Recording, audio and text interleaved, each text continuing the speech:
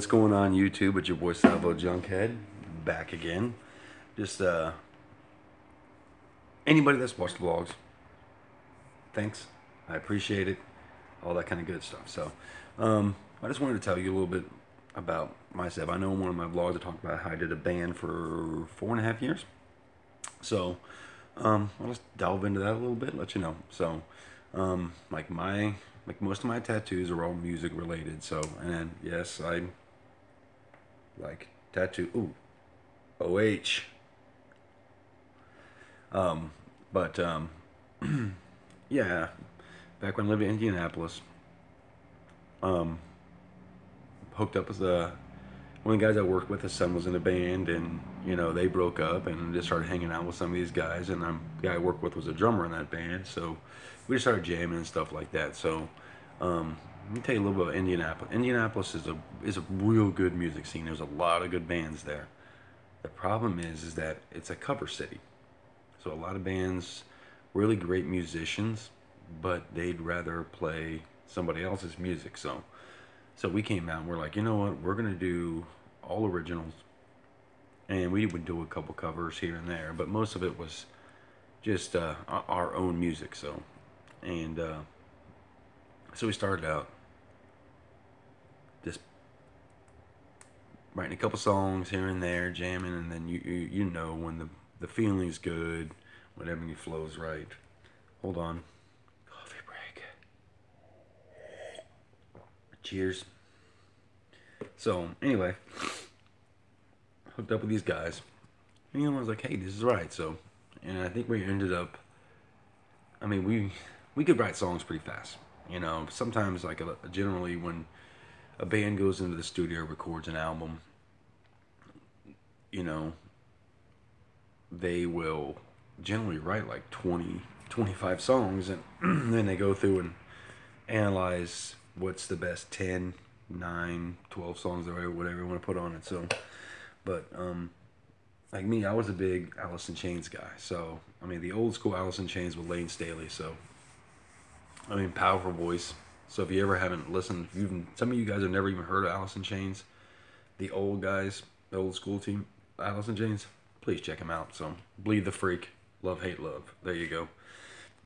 So, we wrote enough, and we're like, hey, let's go in the studio on a whim. Let's just go record something. So we recorded like a 4-song album, and it was like, oh my God, it was great. I had so much fun. Like, if I could be in the studio and just record music over and over again, I would. So we did that, and then we started playing out live. And, you know, I remember we were in Indianapolis, and I want to say our very, very, very first show was at a place called Birdie's Bar and Grill, which is like where they always have the battle of the bands.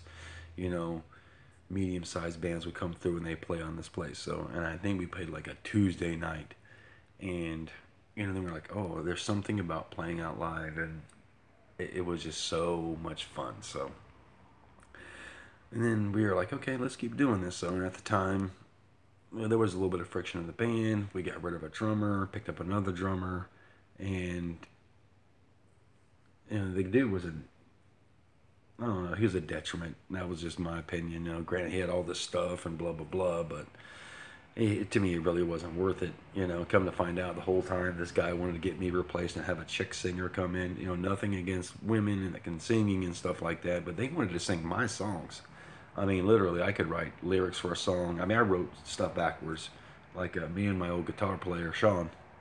Like, it seems like we had this really musical connection. So, like, I could write something, and then he would be like, hey, I wrote this. And I was like, perfect. This worked out perfect for these lyrics that I got. So,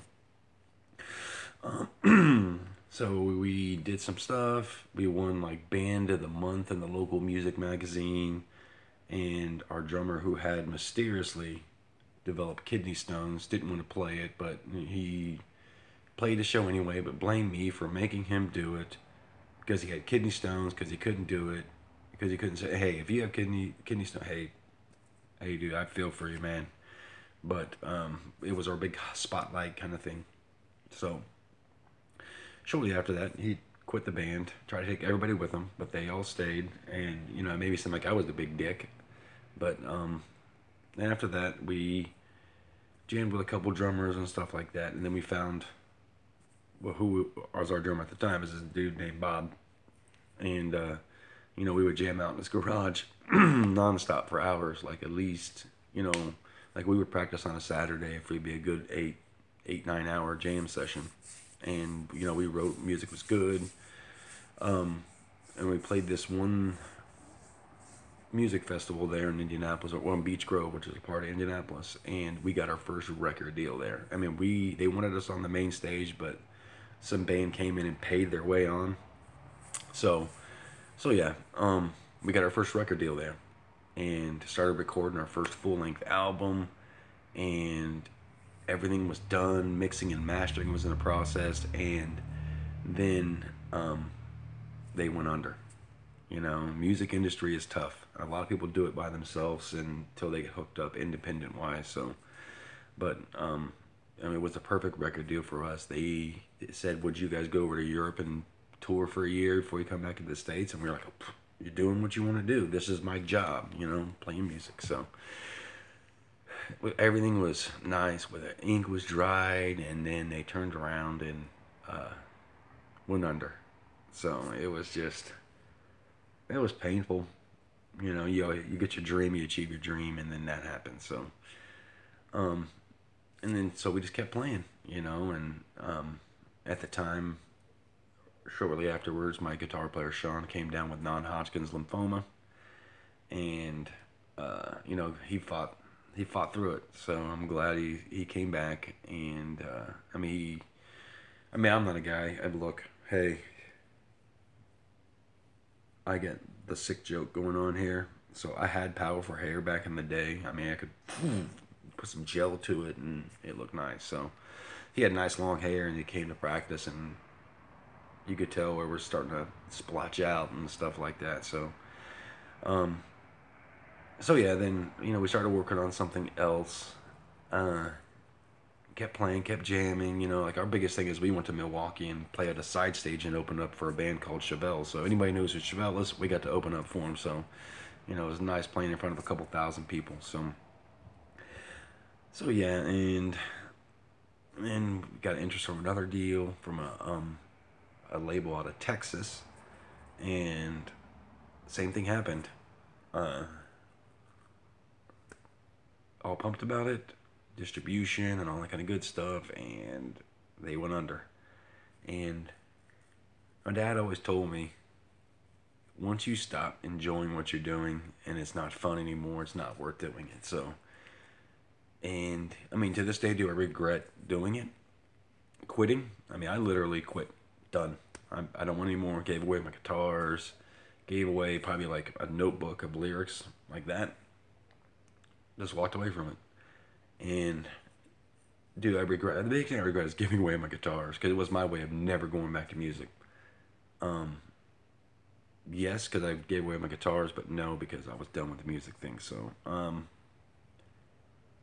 it allowed me to be a father again. And, you know, I missed out 4.5 years of grinding, playing at least 2 to 3 shows a week, practicing and stuff like that. It just took a toll on my family, and missing out on my sons. I mean, my sons were younger at the time, but still, that's 4.5 years I'll never ever be able to get back. So, but that's my foray into music. So I gave it up, and it was kind of cool because my fiance Shannon, who you guys have seen in the other videos, actually bought me a guitar for Christmas one year, and a nice little Dean, and you know, I still pick it up and play it, you know, and I probably have enough music to write my own little thing, so it's just getting the juice to go for it. So, but that's just my little foray into my music stuff. So I miss it, and I love it. And I mean, it's weird because when I quit music, I mean, I really don't even listen to music on the radio much anymore,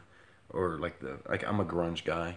I'm a child of the Nirvana, Alice in Chains, Soundgarden, Pearl Jam, Mudhoney, stuff like that.